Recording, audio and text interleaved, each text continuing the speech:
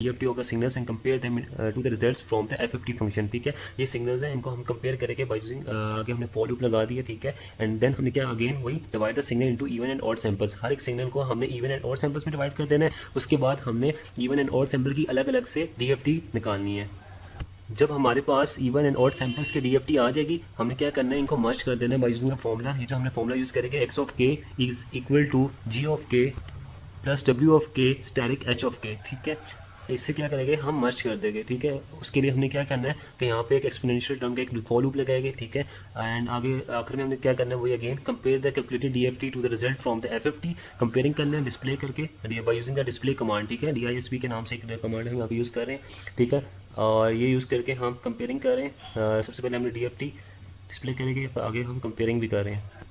ये हमारे पास इसकी आउटपुट आ गई है। ठीक है, ये सिग्नल 1 की जो कैलकुलेटेड DFT है वो हमारे पास वो भी है, और साथ ही साथ हमारे पास FFT भी आ गई है। फास्ट फॉरवर्ड ट्रांसफॉर्म का भी रिजल्ट आ गया सिग्नल 1 का, जो कि 4 और -2 है, और सिग्नल 2 है उसकी भी DFT आ गई 4 0 पॉइंट आगे आई में, और FFT का रिजल्ट भी आ गया 4 -2 4 है -2। इसी तरह सिग्नल 3 की भी कैलकुलेटेड DFT आ गई है, और FFT का रिजल्ट भी आ गया। इसी तरह सिग्नल 4 और सिग्नल 5, सिग्नल 6 की भी, एंड सिग्नल 7 8, इसी तरह तमाम सिग्नल्स की हमारे पास कैलकुलेटेड DFT जो कि हमने कंपेयर किया FFT के रिजल्ट से, और आगे हमारे पास FFT भी आ गई है। फास्ट फॉरवर्ड ट्रांसफॉर्म 80 -4 जो हर एक सिग्नल का अलग अलग है। आगे हमारे पास टास्क 3 है। टास्क में क्या करना है कि डिफाइन द इनपुट सिग्नल। सबसे पहले हमने x और y के नाम से दो सिग्नल्स हैं, इनको पहले डिफाइन किया है। ठीक है, आगे हमने compute DFT of signal x using the program from task 1 जो हमने फाइंड आउट की थी, यानी कि हम DFT ऑफ सिग्नल x निकालेंगे।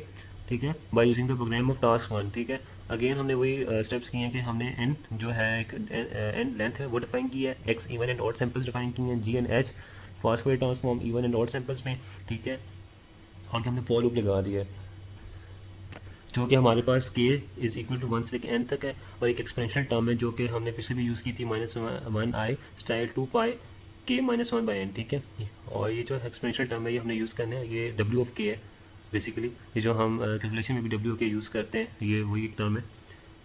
आगे हमने इसी को x ऑफ k के फॉर्म में आगे लिखा हुआ है इस पूरी टर्म को, और आगे डिस्प्ले का फंक्शन यूज़ करके DFT of x calculated using the program from task 1।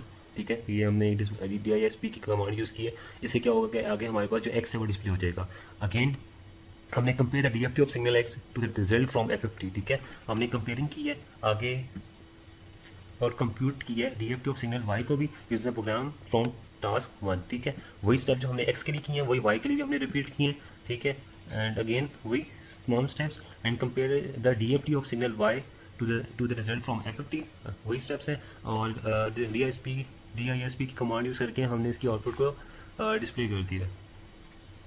ये हमारे पास इसकी आगे के आगे आउटपुट आ गया है, कैसे कि DFT ऑफ x भी आ गया, DFT of x computed using FFT, and DFT of y calculated using the program from task 1। ठीक है, एंड आगे साथ ही साथ इसके हमारे पास ये DFT of y computed using FFT, यानी कि हमने इस टास्क में क्या किया है कि हमने DFT of x and y निकाला है by using calculated using the program from task 1। ठीक है, और इसके साथ साथ DFT of x and y निकाला है कंप्यूटेड यूजिंग द FFT। ठीक है, फास्ट फॉरवर्ड ट्रांसफॉर्म से।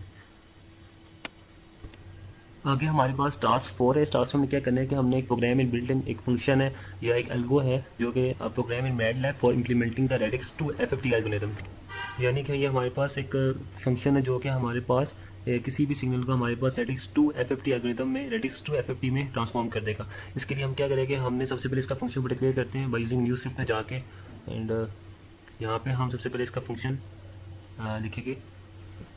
ये हमारे पास इसका myFFT के नाम से एक फंक्शन है जिसकी n लेंथ है।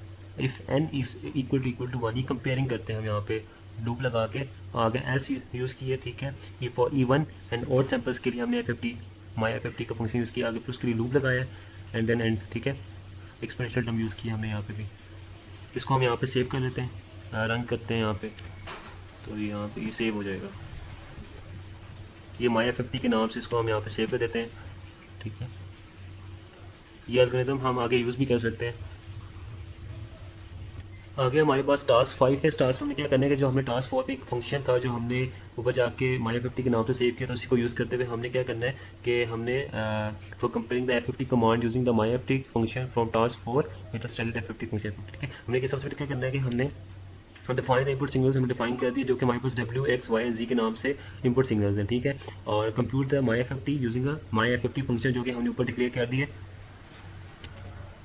जो कि हर सिग्नल के लिए W X Y and G के लिए हमने my F F T W X Y and G, ठीक है। हमने W X and Y and G capital में लिखे, और जो हमारे पास जो small W X Y and G है वो हमारे पास सिग्नल है, ठीक है। आगे हमें क्या करना है, compute F F T using standard, हमने सब सिग्नल्स के लिए एक स्टैंडर्ड फंक्शन बना दिया जो कि डब्ल्यू एक्स वाई जी के लिए सबके लिए अपना अपना है एक स्टैंडर्ड फंक्शन है, ताकि हम कंप्यूट कर सकें एफ एफ टी को। एट द एंड हमने क्या किया कि हमने कंपेयर द रिजल्ट्स, यानी हमें D I S P comparing करेंगे by using D I S P command, stay command, ठीक है। बाई यूजिंग सिंगल हमने क्या किया कि पहले तो हमने सिंगल डब्ल्यू लिखा है, ठीक है, उसको हम कंपेयरिंग कर रहे हैं आगे बाई स्टैंडर्ड फंक्शन से। इसी तरह डब्ल्यू एक्स वाई एंड जी इसी तरह कंपेयरिंग करके हम इसकी आउटपुट निकाल लेते हैं। ये आगे हमने इसको रन किया तो ये हमारे पास signal W X Y and G की हमारे पास आउटपुट आ गई है, ठीक है। आज की लैब में हमने क्या किया कि फास्ट फॉरवर्ड ट्रांसफॉर्म को देखे और डीएफटी को देखा है। और फास्ट फॉरवर्ड ट्रांसफॉर्म जो कि हम बेसिकली जो कि बहुत इजी है, और इसका जो बिग ओरिएंटेशन है वो बहुत हमारे पास कम है, टाइम टेकन कम है, और इस वजह से ज़्यादा ये सूटेबल होती है।